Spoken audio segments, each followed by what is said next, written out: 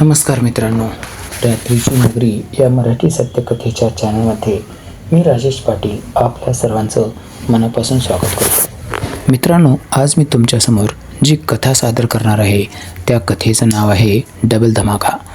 या कथेचे या अगोदरचे भाग तुम्ही आपल्या चॅनलवर ऐकलेलेच आहेत.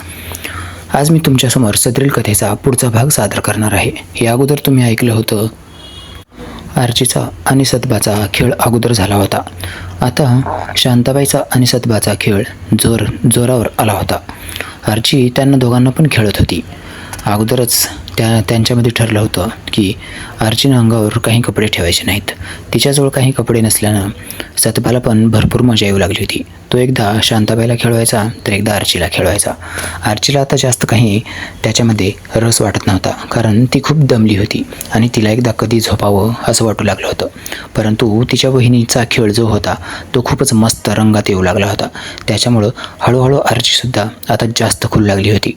तिच्या डोळ्यातली झोप हळूहळू गायब होऊ लागली होती. सतबा तिला जोरदार दणके देत होता. तिला मस्तपैकी खेळत होता. त्या दोघांचा खेळ बघून आर्ची परत एकदा रंगात येऊ लागली.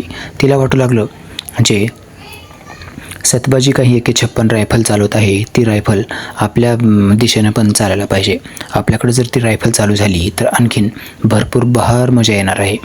आता तसं बघितलं तर आर्चीनं अगोदर 4 राऊंड घेतले होते. त्या बोरमधून 4 वेळेस पाण्याचे फवारे बाहेर सुटले होते. हिनंसुद्धा एकदम मनापासून शांत झाली होती.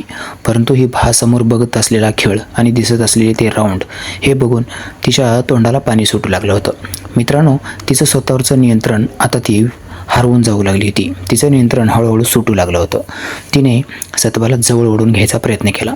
तशी तिची बहिणी म्हणजे शांताबाई तिला म्हणाली, वा वा, इतका 4 वेळी घेऊनसुद्धा कशा आहोत तुम्ही, मला थोडं एकदा तरी समाधान होऊ द्या. आर्चीला तिची गोष्ट लागली. वहिनी म्हणते ते पण बरोबरच आहे, तिला एकदा तर शांत होऊ द्यायला पाहिजे होतं. पहिल्याच राऊंडला आपण थोडी गडबड केली आणि लगेचच आपण सतबाला तिच्यापासून बाजूला करायचा प्रयत्न करत आहोत. मित्रांनो, तिला थोडासा राग पण आला. मीच हिला दिले आणि हिनं माझ्याकडं बघते, मला म्हणते असं तिच्या मनात वाटून गेलं. परंतु ती स्वतःला सावरलं तिनं आणि तिच्या मनात विचार आला, तसं जर बघितलं तर हे सगळं काही श्रेय, सगळं काही जे प्रॉपर्टी आहे ती सगळी प्रॉपर्टी शांताबाईचीच होती. शांताबाईनंच तिला त्याची ओळख करून दिली होती आणि तिला त्याच्याजवळ खेळायला आणून सोडली होती. सगळ्यात अगोदर तिने त्याला खेळायची संधी दिली होती. त्याच्यामुळं आता जेवढं काही मिळतंय तेवढं गपगुमान घ्यायचं. जेवढं काही सतबा तिला हाताने तिच्यासोबत खेळत होता, तिच्यासोबतचा जो खेळ चालू होता तेवढ्यावरच तिनं समाधान मानायला सुरुवात केली. सतबा आणि शांताबाई दोघं पण मॅचवर होते. दोघांचा खेळ एकदम मुरलेला होता. आता आर्चीला वाटू लागलं सतबानं शांताबाईला ह्याच्या अगोदर पण घेतला आहे. परंतु शांताबाई हे सगळं काही मान्य करायला तयारच नव्हती. शेवटी काय करायचं आहे, आपल्याला मिळतंय ना ते दोघे करतायत. थोडे एक्सपर्ट आहेत, रुळलेले आहेत. नवीन आहे मी, त्याच्यामुळं मला थोडंसं वेगळं वाटतंय. ते दोघे जुने असल्यामुळं त्यांना एकदम व्यवस्थितपणे जमतंय असं म्हणून आर्चीनं स्वतःच्या मनाची समजूत घातली.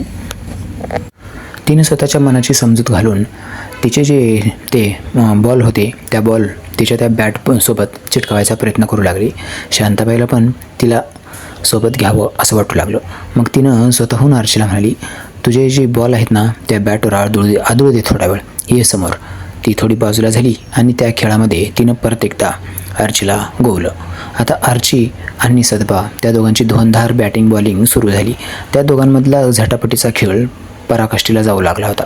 दोघेजण पण आता मस्तपैकी जोशमध्ये येऊन खेळू लागले होते. पट्टीचे खेळाडू जसं खेळतात तसंच सतबासुद्धा तिच्यासोबत डाव खेळत होता. त्या डाव खेळण्याच्या नादामध्ये सतबानं त्याच्याकडचा जो पाण्याचा फवारा होता तो कधी सोडून दिला त्याच्यासुद्धा लक्षात आलं नाही आणि परत एकदा पाण्याचा फवारा तिच्याकडं सुटल्यामुळं शांताबाईला थोडंसं टेन्शन आलं. काय यार, तुम्ही इतक्या लवकर तिच्याकडं गेलो की लगेचच पाण्याचा फवारा सोडून टाकाल असं मला वाटलं नव्हतं. ते सगळं पाणी मला पाहिजे होतं. माझी घागर आणखीन रिकामीच आहे. माझी जर घागर भरली असती ना तर मला थोडं भारी वाटलं असतं. सतबा लगेच म्हणाला, काय यार, माझ्या नळाला भरपूर पाणी आहे, माझं बोर एकदम फुल पाण्याचं आहे, त्याच्यामुळं तुम्ही नका टेन्शन घेऊ. तुमच्या दोघींच्या घागरी अशा भरून टाकतो की तुम्ही म्हणायला पाहिजेत बस झालं आमच्या घागरी भरल्या. मग लगेचच आर्ची तिला म्हणाली, वहिनी तुमची घागर लावा नळाला, माझी घागर भरली आहे, आता बस झालं, मी झोपणार आहे. परंतु तिला जर झोपी जाऊ दिली तर ती शांताबाई कशी? शांताबाई तिला लगेच म्हणाली, छे छे, मी नाही झोपू देणार, इथंच पडायचं. मग आता काही पर्यायच नव्हता. तिनं तिच्यासमोरच नांगी टाकली. जसा जनावराला चारा टाकावा तशा प्रकारात आरची सतबाच्या समोर पडली होती आणि सतबा अधूनमधून तिच्या त्या सगळ्या गोष्टीवरून हात फिरवून घेत होता. इकडं शांताबाईला सुद्धा आता जोर आला होता. शांताबाई तिचं काम उरकून घेता घेता अधूनमधून तिला डवचत होती. तिच्या सगळ्या भागावरून हात फिरवत होती.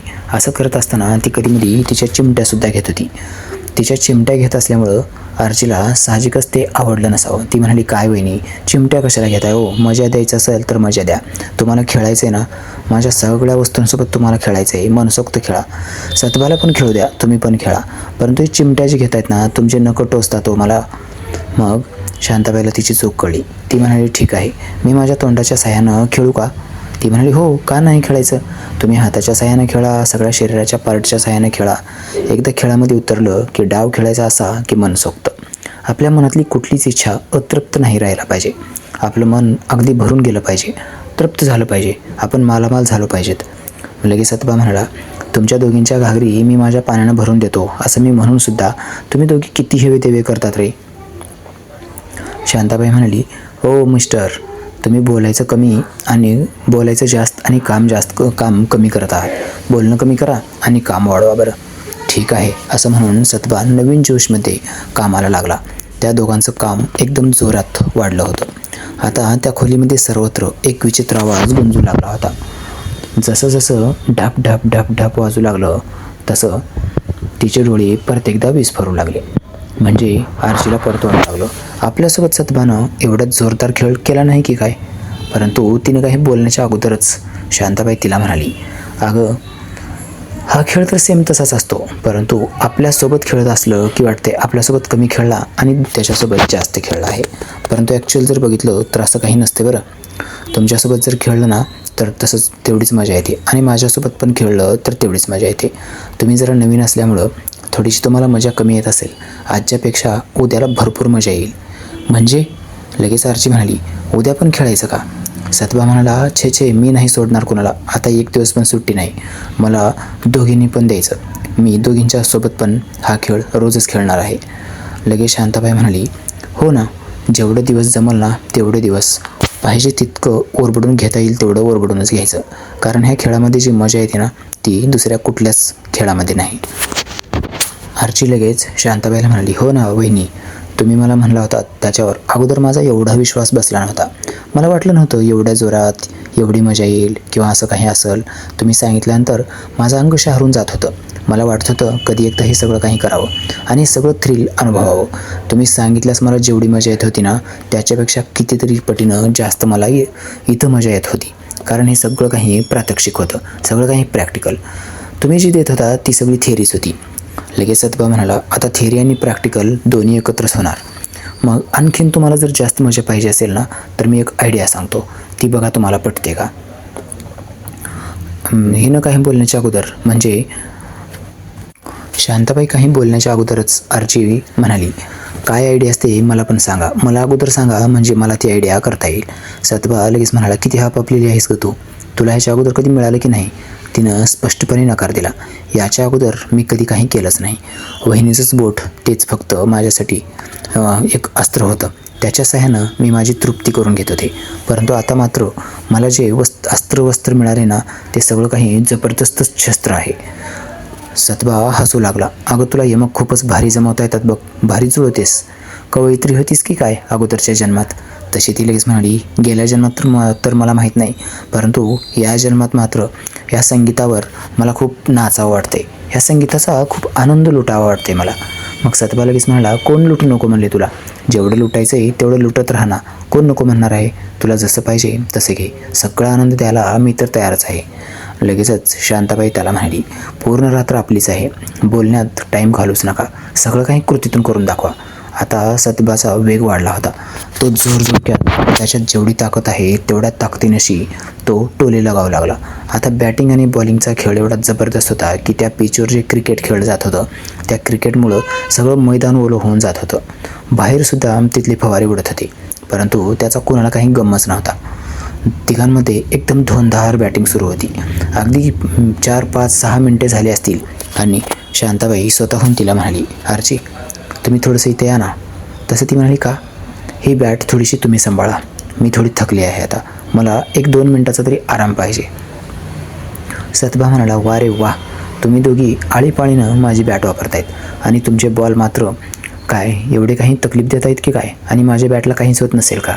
लगेचच शांताबाई त्याला म्हणाली, जर तुम्हाला तकलीफ होत असेल ना तर जा मग तुम्ही घरी, बाकीचा खेळ उद्या बघू, तुम्ही थकले असाल तर राहू द्या मग.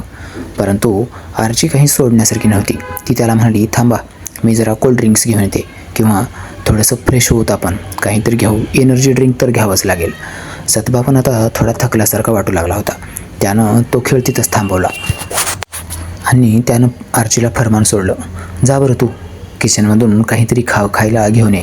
आता चांगली 4-5 राऊंड झालेत, काम भरपूर झाले आणि मेहनत जास्त झाल्यामुळं मला भूक लागली आहे. आता जेवायला जर काही नाही दिलं, माझ्या पोटात जर काही नाही दिलं तर मला पुढचा खेळ थोडासा कमी होईल असं वाटते.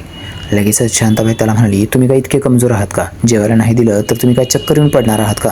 अहो साहेब, तुमचा स्टॅमिना, तुमची ताकद इतकं काही मजबूत आहे की तुम्ही दिवसरात्र जरी काम केलं, आमच्या शेतीची मशागत केली तर तुम्हाला काही कमीच पडणार नाही. तुमच्यामध्ये काही कमजोरी नाही, त्याच्यामुळे तर मी तुम्हाला हेरला आहे.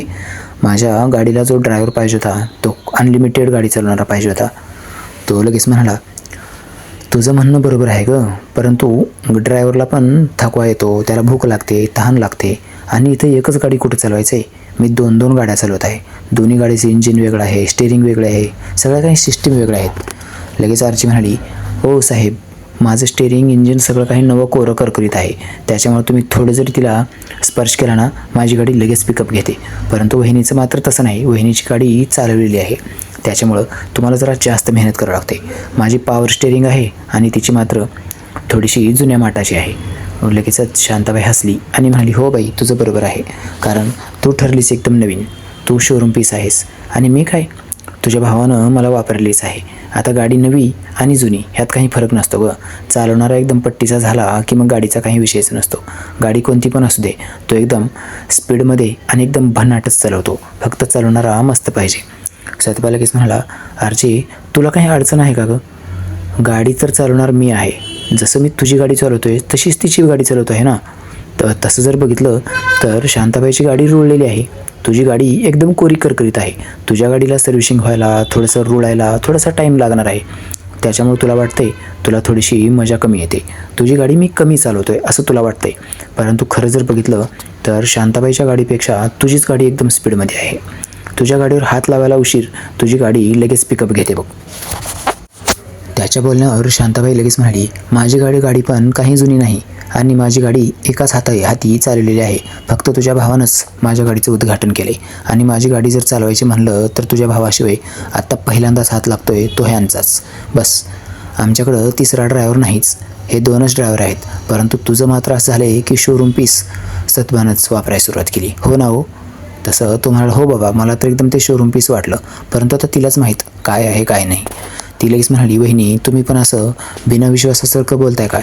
अहो शोरूमचं पीस आहे ते ह्यांच्याच हातानं बाहेर निघाले, गाडीवरचं जे लेदर कव्हर असते ते सुद्धा ह्यांनीच काढले बाजूला. मग आता याच्यात संशय घेण्यासारखं काय आहे? माझी गाडी आता एकदम भन्नाट ड्रायव्हर मिळाला आहे म्हणलं की 100च्या स्पीडनं तर पळणारच ना हो. लगेचच शांताबाई म्हणाली, गाडी कशी पण पळवा, फक्त ठोकू नका, त्या गाडीला कुठं डॅमेज होऊ देऊ नका. डेंट पेंट जर आलं ना तर परत त्याची रिव्हॅल्युएशन कमी होते. सतभा म्हणाला, ह्या गाडीला मी अशी वापरतो माझ्या जीवापेक्षा जास्त, कुठं क्रॅशसुद्धा येऊ देणार नाही. परंतु मला एक वाटत होतं की ह्या गाडीतून ऑइल थोडंसं लिकेज व्हायला पाहिजे होतं कार्यक्रमामध्ये. ह्याचं ऑइल कसं काही लिकेज झालं नाही की? ऑइल लिकेज झालं असतं तर सगळं काही ओलं झालं असतं. शांताबाई हसली आणि म्हणाली, अहो तुम्ही कुठल्या गेल्या जन्माच्या किंवा गेल्या ज्या आपल्या जुन्या लोकांचे विचार आहेत तशा प्रकारे वागतायत की काय? आताच्या गाड्यांचं ऑइल लिकेज होत नाही कारण त्यांचं लिकेज अगोदरच झालेलं असतं. कधी सायकल चालवताना त्यांचं ऑइल लिकेज होतं, कधी गाडी चालवताना लिकेज होतं, तर कधी काही एक्सरसाइज वगैरे करताना, व्यायाम करताना ते ऑइल बाहेर आलेलं असतं. त्याच्यामुळं तुम्हाला कसं काय वाटलं की त्याच्यातून ऑइल लिकेज व्हायला पाहिजे, तिथं डाग पडायला पाहिजे त्या ऑइलचे, असे विचार कसे काय करता तुम्ही? सतभा लगेच म्हणाला, हो बाबा तुझं पण बरोबर आहे बघ, गाडी एकदम कोरी करकरीत आहे आणि ड्रायव्हर पण एकदम मस्त आहे आरची लगेच म्हणाली. आता त्यांचा खेळ मस्त रंगला होता. सतबा लगेच म्हणाला, आता अगोदर आपण थोडंसं ब्रेकफास्ट करूत, थोडंसं जेवण करूत, नाश्ता न्याहारी जेवण डिनर जे काय असते ना ते काय असेल ते घेऊन याकडे. माझ्या गाडीमधलं पेट्रोल संपलं आहे. माझ्या गाडीमध्ये एकदा तेल टाकलं, इंधन टाकलं की बस माझी गाडी आणखीन परत जोरात धावू लागेल. तसं शांताबाई म्हणाली, तुम्ही तर ड्रायव्हर आहात, खरं तर आमच्या गाड्यांमध्ये इंधन टाकायची गरज आहे, तुमचं काय होते हो. सतबा म्हणाला, साहेबीन कधी संपतो का, गाडीमधलं इंधनच संपत आहे, तसं माझं पण इंधन संपलं आहे, तुमचं काम रोडचं आहे, चलू द्या, आपण एकदा जेवण झालं की मग बाकीच्या कार्यक्रमाला आणखीन ह्याच्या दुप्पट जोशानं सुरुवात करू. मित्रांनो, कथा खूपच रोचक मोडवर येऊन थांबली आहे. त्याच्यानंतर पुढं काय घडलं, डबल धमाका. ह्या कथेमध्ये आपण खूप मनोरंजन केलं. ही कथा तुम्हाला खूप मस्त आवडली. जर तुम्हाला कथा आवडली असेल तर कथेला नक्की लाईक करा.